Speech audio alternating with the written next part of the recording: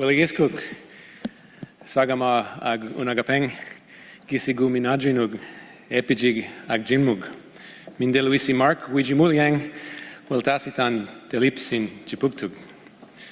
I just want to welcome chiefs, council, elders. What I tried to say in Mi'kmaq was, my name is Marc, I'm from Montreal, and I'm really happy to be on your lands here in Halifax.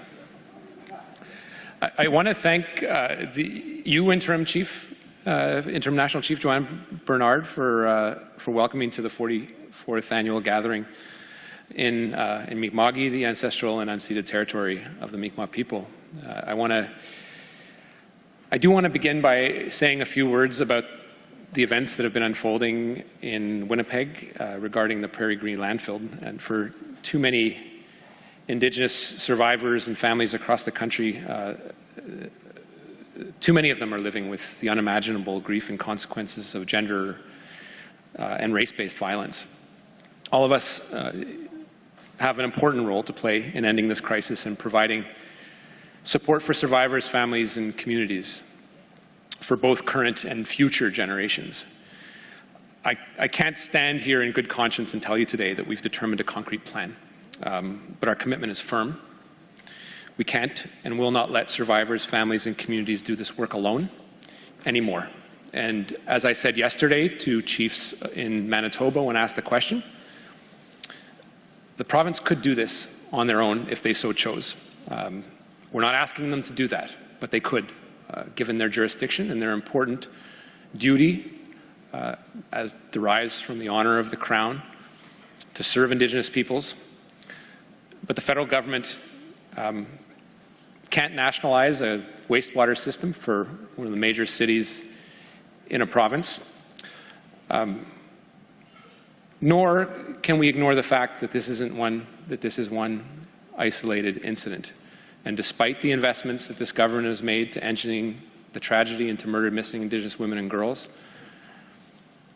the risks are that this situation will happen again. And what message does that send to your people, to your women, to your children, to the Two-Spirit community, if a province can step back and say, it's not our problem, these are your people. It's not fair to you, and it's not the right thing to do. So as a federal government, we absolutely commit to try, and we're ready and willing to help. We'll continue working with families, pushing the provinces, when this happens sadly again, to take the next steps from a logistical perspective in reviewing a feasibility study that said this can be done. And I want to reiterate that this needs to be done in a trauma-informed way with the families at the head and at the center of these discussions. This crisis of the country is not going away, and we need to deal with it in the mature way that we deal with it as Canadians and as Indigenous peoples that continue to suffer the perverse effects of this tragedy. I do, in this context, want to take a moment to acknowledge the work done by the AFN Women's Council in developing its National Action Plan on MMIWG, as many of you know, entitled Breathing Life into the Calls for Justice. And I understand that work across the regions has begun in this initial report, and the Connecting Hearts and Making Change released this past June more recently. On June 3rd, we released our second annual progress report on the federal pathway to implement the calls for justice. And this report is part of a commitment that we made when we first joined partners in 2021 as part of the National Action Plan. And it is intended to keep every federal department and agency accountable. Over the last year in particular, we've taken steps to advance the priorities advanced and outlined rather in the National Action Plan. But this work isn't about reports or numbers or checking boxes, it's about people. And the events unfolding in Winnipeg are a very painful reminder of that. At the heart of these efforts are women, girls, Two-Spirit people who deserve to be safe, the families and survivors who need better access to support, and the communities and organizations that are on the ground every day who see and know what is best needed to address the crisis. This year's report outlines key areas where we've made progress, including the appointment of Jennifer Moore-Rattray as Ministerial Special Representative of the work related to Call for Justice 1.7, dealing specifically what you asked for the year prior, which is more accountability. supported by Innovation 7, an Indigenous organization leading the work necessary for an oversight committee, which directly responds to Call for Justice 1.10. While these represent important steps, I know that we've only scratched the surface and there's still much more work to be done. As you've heard from Minister Lametti, he recently announced funding just under $100 million over 5 years and $20 million ongoing to support Indigenous families in finding information about their missing and loved ones and to improve services for survivors. It's why I also committed to hosting a permanent national roundtable with Indigenous leaders and partners and provincial and territorial governments so that we, together with the other levels of government, get our acts together in addressing this crisis. I will be hosting a second national roundtable in the fall of 2023 so that we can work better and faster together to accelerate the implementation of the federal pathway to end this national crisis. Specifically, we look forward, and this was announced in the budget, to discussing how to launch a red dress alert to notify the public when an Indigenous woman or two-spirit person goes missing. This will be difficult work, and it is work that will need your support in pushing through, particularly with our provincial partners. Families, advocates, and survivors, while this is not specifically contained in the final report, have called for this tool, and we think it's an important one in addressing the crisis of MIWG writ large, but equally the crisis of every individual missing Indigenous woman and girl and two-spirit person with urgency. To make sustainable long-term progress, we need to address the root causes of this crisis. The inherent complexities involved in changing fundamental structures and institutions takes time, and some will require sustained action over many generations. This work must be led by families, by survivors, in order to ensure that our efforts are trauma-informed and culturally appropriate. But we'll continue to take those steps with our partners. Nous continuerons également à travailler avec les communautés et les partenaires autochtones pour mettre en œuvre les appels à l'action 72 à 76 de la Commission de vérité et réconciliation concernant les enfants disparus et les sites de sépulture anonymes associés aux anciens pensionnats.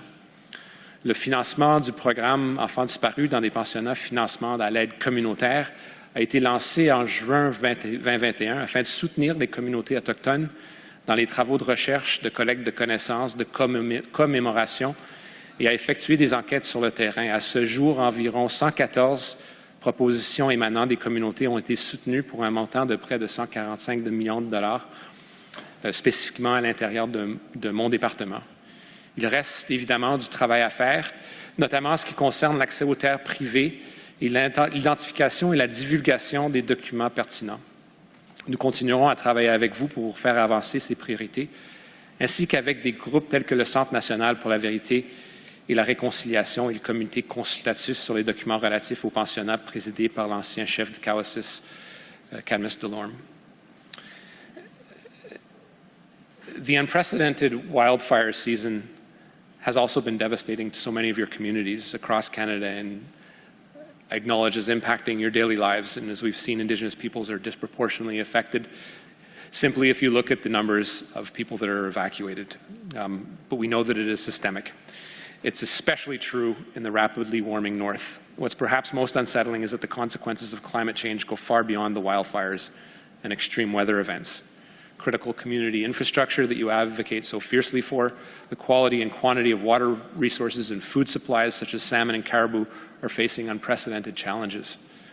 Climate change has and continues to affect your inherent rights, livelihoods, health, relationship to the land, and cultural and social and ceremonial practices. This requires immediate and transformative action with attention to the disproportionate impacts of the crisis. We recognize that as First Nations leaders, you are at the forefront of this response. Your input and perspectives must be the cornerstone of our action. C'est pourquoi nous travaillons avec vous pour mettre en place un programme de leadership des Autochtones dans les actions climatiques afin de garantir que vous disposiez des ressources et des pouvoirs nécessaires pour prendre des mesures contre le changement climatique comme vous l'entendez.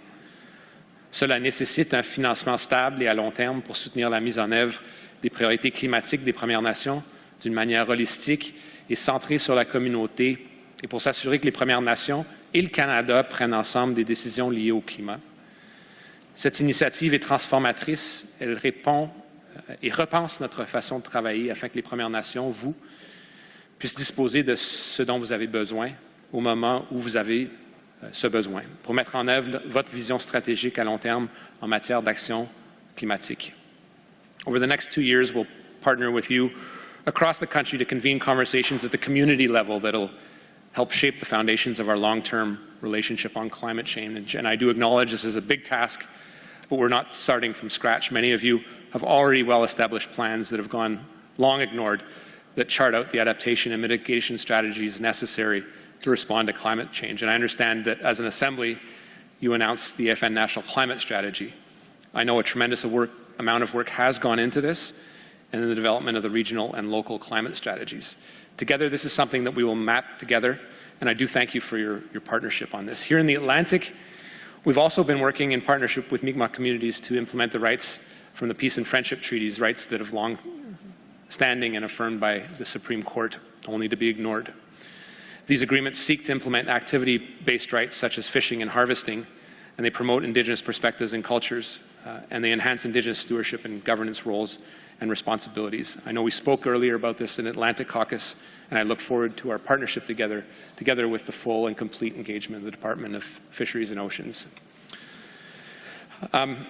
I do want to speak, and I know time is running out, but I do want to speak about the reform to the additions to reserve, which by no stretch of the imagination is a complete picture of the entire discussion about land back and, more importantly, the control over lands in this country.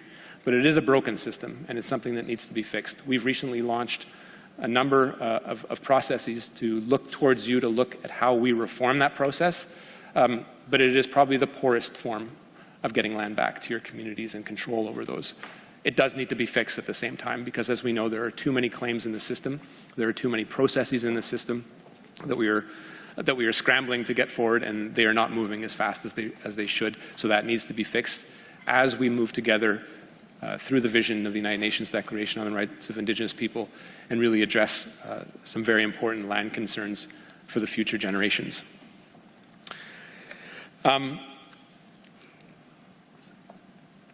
I will finish off briefly about some of the reforms that have gone on and that the House of Commons and the Senate have pushed through, whether it is the amendments that have been co-developed with incredible partners such as the First Nations Management Board, the First Nations Tax Commission, and the First Nations Finance Authority, as well as the First Nations Infrastructure Institute Development Board. I would encourage you, and because we are running out of time, to look at some of those amendments that have been co-developed by a number of your communities to see how those amendments specifically give people the optionality to get out from under some of the more onerous provisions of the Indian Act. It is not the complete picture. It is not for every community, but that work has been stuff that has been going on for a long time and fallen on ears that have not been as receptive. But I take quite a lot of pride in the creation of the First Nations Infrastructure Institute, which will allow us to shape the future of how infrastructure is done in your communities, not only on the grant-based model, but on several models that will allow you to leverage all the assets that you have in your community to close an unacceptably large gap. I'd also highlight, before concluding, that back in November, we launched with you, with AFN, the joint partnership between our government and you on the reform of the specific claims process, which will look at a complete revamp of how that process works. We know that in the last year or two, I have asked my department, and the department has moved a lot more quickly on the resolution of a number of claims within the specific claims process, and even without it, by accelerating cabinet mandates. But it hasn't gone fast enough.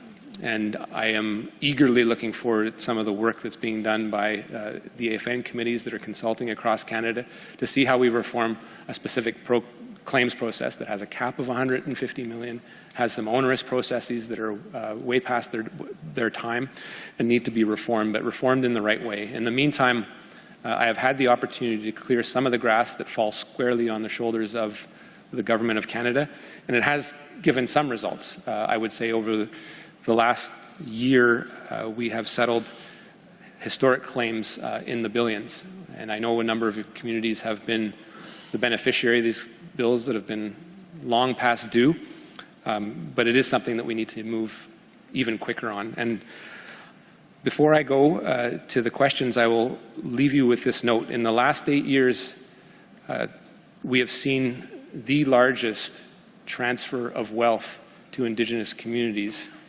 in the history of Canada. It's not enough, but it is the largest transfer of wealth into Indigenous communities with results that are tangible, and it's thanks to your resilience and advocacy that this has happened. Our government wants to continue that momentum, and we have a lot of conversations to be had in how we accelerate the resolution of a number of claims that fall squarely within my portfolio, whether it's a lot of treaty payments that have gone long past due, whether we were talking about the resolutions of long advocated for cows and plows that we have an accelerated mandate to move forward on in the next 3 years. We look to continue that momentum. And if you look at the sheer amounts of claims that have been resolved over the short period of 1 year to 2 years, they are very large, but they need to continue. And that momentum is something that this government eagerly looks forward and pushing forward with you in the context of a system that remains parochial in nature and needs to be reformed in the right way. I thank you for your patience in listening to me. Thank you for welcoming me in your various regional committees today, and I do look forward to the questions. Miigwech, thank you. Ulaliok.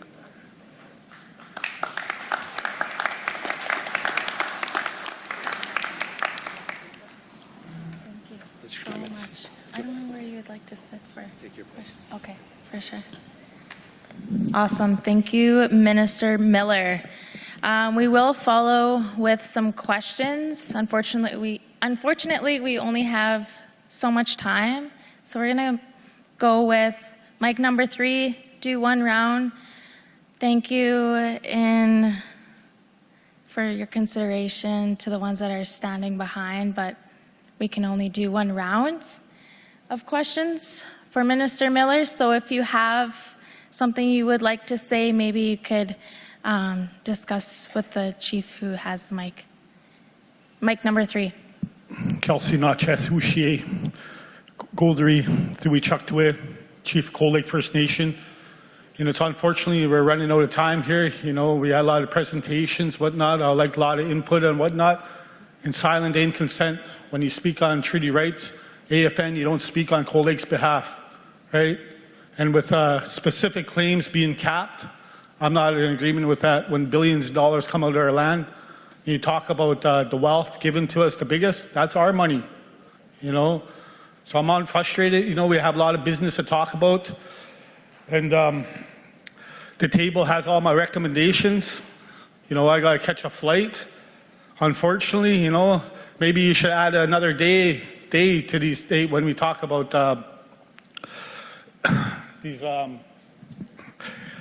resolutions. Jesus, getting brain dead here.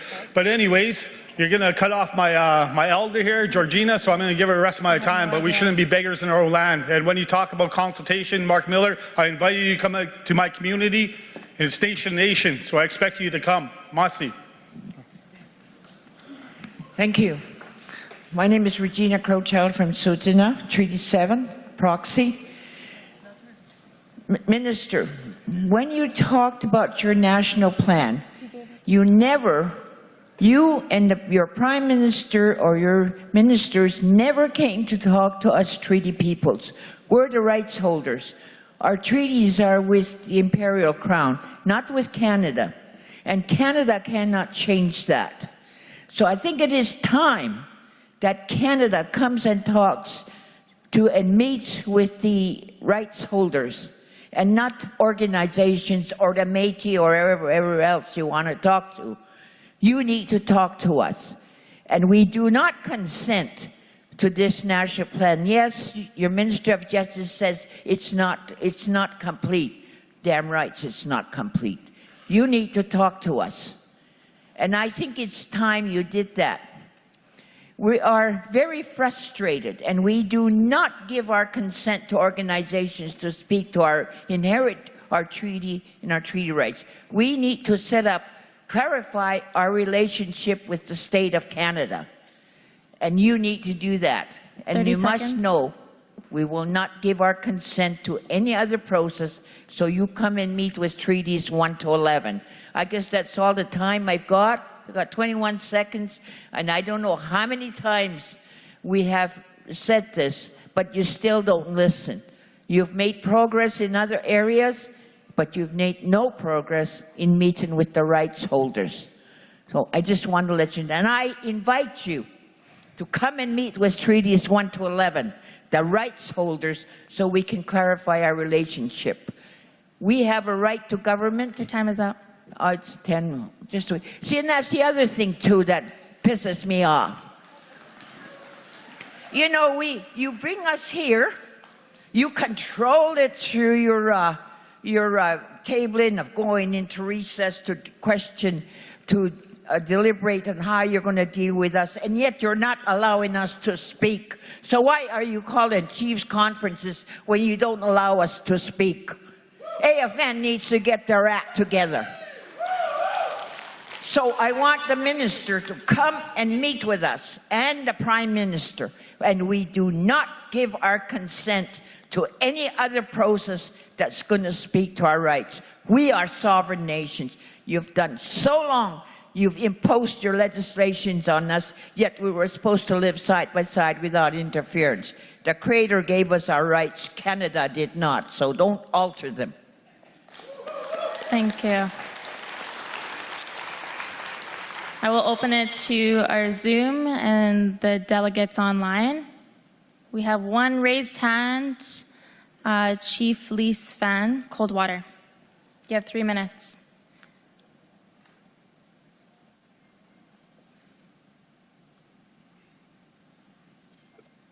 Good morning, here from BC, Lise Behan, Chief of Coldwater Band. Good to see you again, Minister Miller. Just wanted to raise some questions and some concerns that, as Cookby of Coldwater, I have with Canada and ministries there. Wanted to raise some issues with water and housing. For water, Canada has taken its time on funding for what has happened in the past in regards to the atmospheric river events that occurred in 2021. We've been trying to have discussions with ministries there in Canada, and they're always taking their time about getting answers back. And when they do, there's always cutbacks in funding. And that's a serious concern, and I imagine it's not like that just in Coldwater, but all throughout the rest of the First Nations in Canada. And I say that because, you know, when Justin Trudeau first got in as Prime Minister, he indicated that there would be clean drinking water for all First Nations throughout Canada. And I don't see that happening anytime soon. So as far as that goes, you know, what is Canada committed to for funding for not only for Coldwater, but for the rest of the First Nations in Canada? In regards to housing, Canada has to commit more funding for housing. Because without us getting our lots ready, we're not funded for that. And I'm going to tell you again, and I've told you in the past, in Coldwater here, we have over 100 of our members and families on a waiting list. And within the past 5 years, we probably only had, at the most, we had 3 houses built. And then in the last 2, we just had 1 duplex each year. So where's the transparency that Canada talks about with First Nations and 20 reconciliation? seconds. So I hope there's a commitment coming from your ministry as well as other ministries in Canada to reconcile with First Nations throughout Canada. I hope you take this to heart, Minister. Kukstam. Thank you, Chief. for your words. I will now open the mic to number 1. You have 3 minutes. Thank you. Chief Michelle Glasgow, Sabaganagdi First Nation. Deanne. Deanne Sack, proxy for Wagobo Chief. I'm giving Chief Glasgow my time. So she's giving me her time, and then I'm going to share my time with these 2 leaders here. So we'll do 2 minutes, 2 minutes, and 2 minutes since we only get 1 round. Yeah? We only can give 3 minutes per speaker. So you don't follow the rules, but we got to follow the rules. All right, that's fine. So for over 2 hours, we're fighting with each other over money for language. Canada is not doing enough. You say this year we had the most monies given to First Nations. It's not enough. We shouldn't have to be fighting here with each other for money for revitalizing our language. Canada needs to provide what is needed for each individual community to revitalize their language. We hear from BC, 204 First Nations, 38 different languages, all in jeopardy of being lost. In Atlantic Canada, we have Mi'kmaq, our territory Mi'kmaq, wherever the Mi'kmaq language is spoken. And if it's not spoken, where's our territory then? We're at a loss because we're losing our language. And I can appreciate how much Mi'kmaq you spoke because you know more than me. And I'm the chief of my First Nation.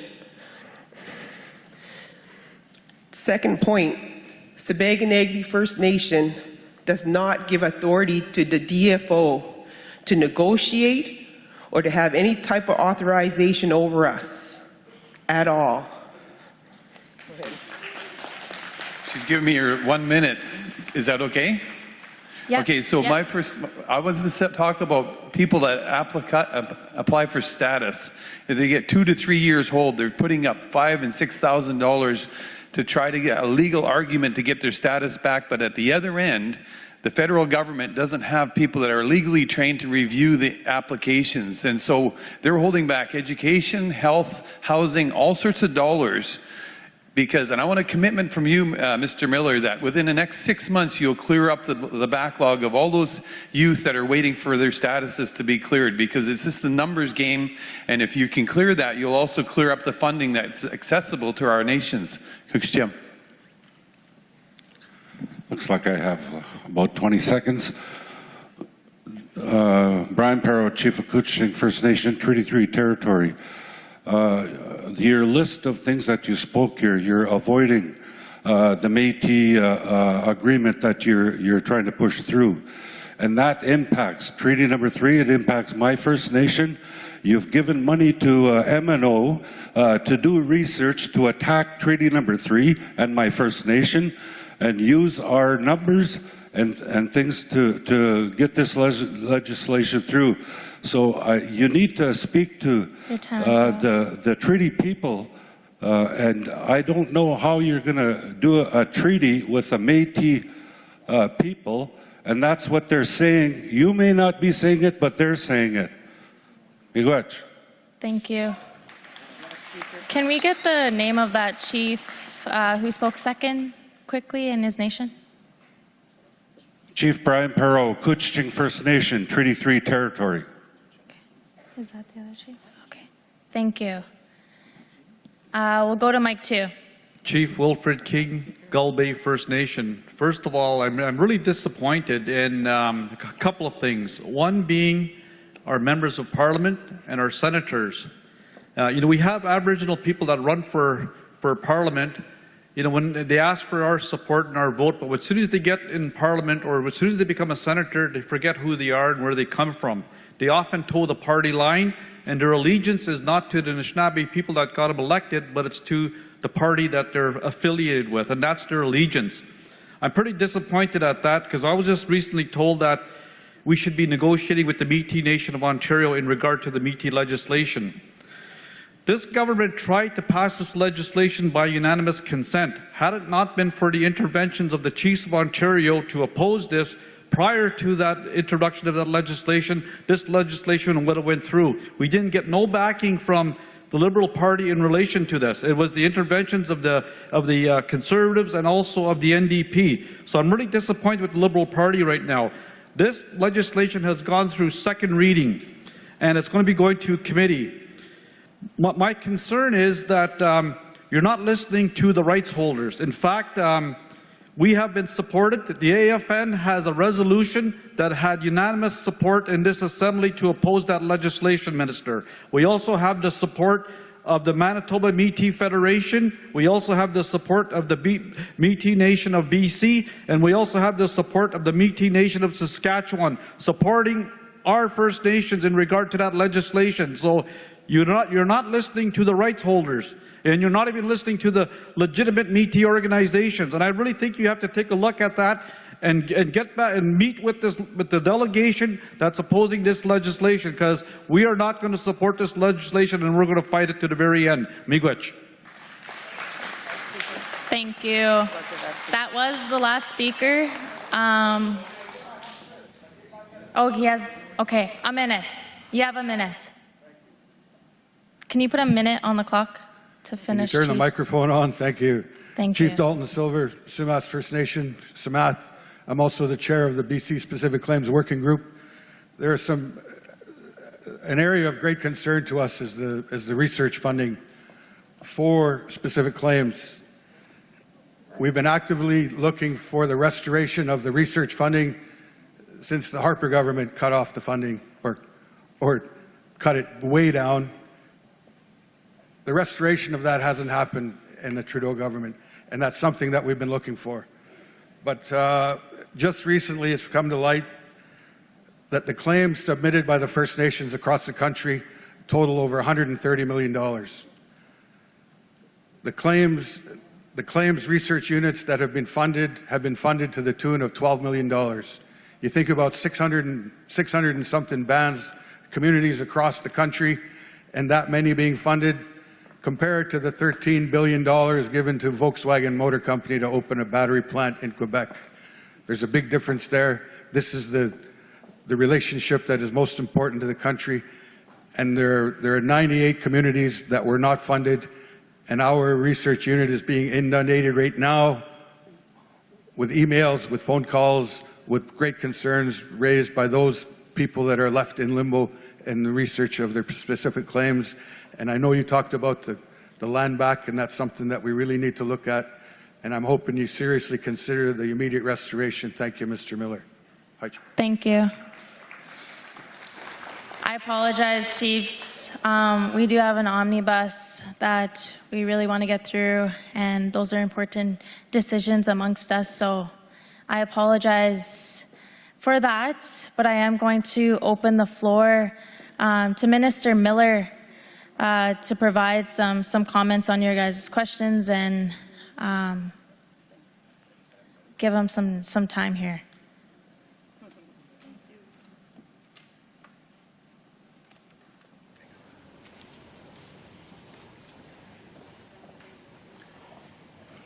I want to thank Grand Chief Merrick for handing me the resolution that was adopted today. I have not read it myself, but I will review it, and our teams will respond in due course.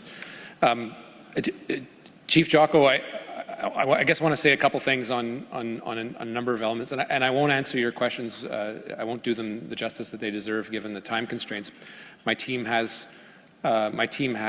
taking notes, and I do note that a number of the questions deal with issues that Minister Haidu or Minister Murray would be dealing with, but I will try to answer them to the best of my ability, and our teams have taken due note, and we'll pass that on to the ministers concerned. Not that I won't answer them simply because it touches their ministries. I would say on the specific claims reform, and it's something I guess I was alluded to in my speech, there is a mandate to examine that cap of $150 million, which given inflation has lost some of its utility, whether it was useful in the first place at all. But just to be clear, in order to change that cap, we will have to introduce a bill in the House of Commons because it is a legislated cap. I would say within those confines, as uncomfortable as they are, We have been able to settle a historic amount over the last few years, as well as accelerate the ones that fall out of the cap. But obviously with inflation, with the claims that exist out there, with the evolution of some of the Supreme Court doctrine, the value of that cap is less and less useful in a forum of resolving conflicts that has showed itself to become a bit more useful and can show you and your community members that we are actually sorting out some business that has gone unresolved at times for over a century. But that work is ongoing, and I would encourage you to touch base with your colleagues that are doing that work. It was led by former Regional Chief Paul Prosper, who, as you know, has now been appointed to the Senate, but that work is ongoing with many of your colleagues across the country. To Proxy Regina Crowchild, I am glad to acknowledge that the AFN does not speak for you. I think that is the least that we can do. I am also more than glad to acknowledge that the United Nations, the law that we passed in the United Nations Declaration on the Rights of Indigenous People, is not above treaty. You have a constitutional right, a sacred right to that treaty with the Crown partner, and UNDRIP doesn't trump it. What I think it does offer is a guiding path as to how to perfect the relationship that has almost been broken from the beginning. So it offers some interesting possibilities as to how we move forward in a relationship. The declarations, as Willie Littlechild, who I see over there, has said, puts Indigenous peoples on the starting line, but we're not at the end line, and the race isn't finished. So there's work to be done, and it has to be done in partnership with you. The AFN has never, in my mind, purported to be a rights holder, but a very effective advocate of Indigenous voices on the national stage across the country. Not perfect, and not a replacement for your rights, which we must engage with you on a nation-to-nation basis. And I think it's important for me to say that. It's also important for me to acknowledge that publicly. Cookie Span, we've had a number of conversations on this, whether it's housing or clean water. The housing amounts that we have announced over the last couple of years have been historic in nature, but they are not enough. They need to continue in order to close that socioeconomic gap that still exists between communities, Indigenous communities and non-Indigenous communities. I would encourage our officials to engage with you on some of the possibilities in the clean water settlement when it comes to access to water, because it is a much broader category than simply building water plants and eliminating long-term water advisories, that we still have work to do despite all the work that has been done over the last 7 years. But there is a possibility of getting infrastructure money from those settlement amounts, and I think that is an interesting avenue to examine, because it remains to this day the largest ratified class action in Canadian history, and it is an important one to assure the perennity of water resources in your communities over the next decade. Chief Michel, I know you talked with a number of your colleagues on issues such as language, DFO, and a number of other connected issues. I have undertaken with my team to look into the language underfunding that we have heard from out of BC. To the best of my knowledge, this was in effect news to me. It should not continue. As you know, we solved a very large class action earlier this year, which put $2.8 billion into trust for 300 of your communities that are part of the class action, which is designed specifically to invest in language and culture to make sure that these fragile languages, despite the efforts of your community members to keep them alive, are able to thrive in this country where we are subject to a sea and often an avalanche of English. On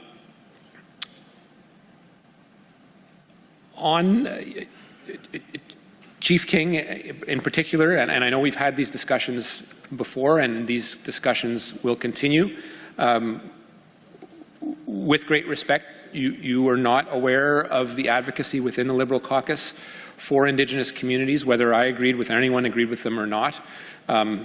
The reality is there was not consensus in Parliament to move forward on a unanimous motion to move forward a very basic element of the Métis Nation of Ontario, of Saskatchewan, and Alberta's right to govern themselves. And as my undertaking was to you, and Chief McLeod, who was one of the principal spokespersons. This will go to a process where you will have the ability, Chiefs of Ontario and any other people who feel that their rights are affected will have the ability to speak in committee about this legislation. I understand where you were coming from, where you did not have the possibility to review this law prior to its deposit on the order paper and in Parliament, which is an archaic trapping of the legislative process. But now you, your community members, your lawyers will have the full ability to review this bill that is in front of the House of Commons, to look at its impact on your peoples. And I will say a couple things about that in generalities, but I think they are very important ones. I am not in the position to deny Métis rights, and I know in your advocacy you have not asked me to do so, so I'm not trying to set up a false argument that I'm ascribing to you, but our duty and the honor of the Crown impels me to respect both the Powley and the Daniels decision. And I understand and I recognize that we are at a very toxic nexus of blood, of belonging, of identity, of rights. It used to be that, and it continues to be to some extent, but less so, but it used to be that if you're an Indigenous person in this country and if you have Section 35 rights, it was a guarantee that you wouldn't have the ability to exercise those rights. You need only speak, obviously, to your colleagues that are subject to the Marshall decision to see how imperfect those rights have been exercised because of government heavy-handedness. That tone has changed in the country, and the respect of Indigenous rights, I think, can benefit everyone. Not that mistakes won't be made. We're not perfect, but the reality is Métis rights have been denied since the inception of Canada. Indigenous leaders who signed treaties also advocated for Métis rights to the Commissioner, and they were ignored. That's the reality in this country, and what I don't want to do, and unfortunately I hope we haven't done, is set up a false sense of conflict between the Métis and First Nations. If there is anyone to blame in this country for the state of the non-recognition of Section 35 rights, it should be the federal government, it should be Canada. There are discussions to be had, and the reality with the legislation that we have put forward is that it is a very skeletal, very basic recognition of the right of collective right of certain Métis communities to govern themselves accordingly. The legislation does not talk about harvesting, it does not talk about land, it talks about a very basic right to organize themselves in respecting the Powley decision. It doesn't, again, mean that mistakes won't be made. It doesn't mean that mistakes haven't been made in the past. And I do acknowledge at the same time that you will have that opportunity to speak in front of the proper parliamentary committee, whether it is the House of Commons or the Senate, and that this legislation will have the opportunity to be fully ventilated by both houses in Parliament. Again, this is a difficult conversation, and it is perhaps one that we are long overdue in having. It is also a conversation that needs to be had in parallel with the exclusions that currently exist under the Indian Act, whether we're talking about the second generation cutoff that a lot of your children or grandchildren may be subject to simply because they love someone that is not Indigenous. And that is another conversation that I think we have, because it does further that sense of alienation and that sense of reduction of First Nations peoples inside the confines of the Indian Act. And I don't purport by that same breath to say that the Indian Act or a status card defines who you are. And so I did want to respond to that with the clarity that I attempted to put forth in front of you, because I do understand how heated this is. And hopefully there will be a space to sit down, whether it's the Chiefs of Ontario with the Métis Nation of Ontario, and to have a discussion, which we are glad to facilitate and glad to get out of the way if need be, or between the various Section 35 rights holders in Saskatchewan or Manitoba or Alberta, or even elsewhere in the country as they advocate for their rights. The federal government has spent a very long time picking favorites, in this country of who they choose to engage with, and it's not the right way to do things. We can walk and chew gum. Dylan, sorry. Okay, give me a sec, I'll just finish this, I'm almost done. I just wanted to thank you for that advocacy because that conversation will continue. But again, the legislation has been moved to the fall for full discussion, and I do look forward to engaging with you and other members of your community on that piece of legislation. What's that?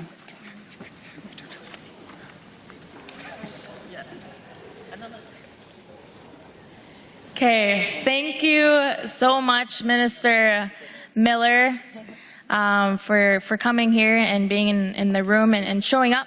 I am going to pass the floor over to the co-chair, Weena, for the rest of the conversation. Thank you. Thank you.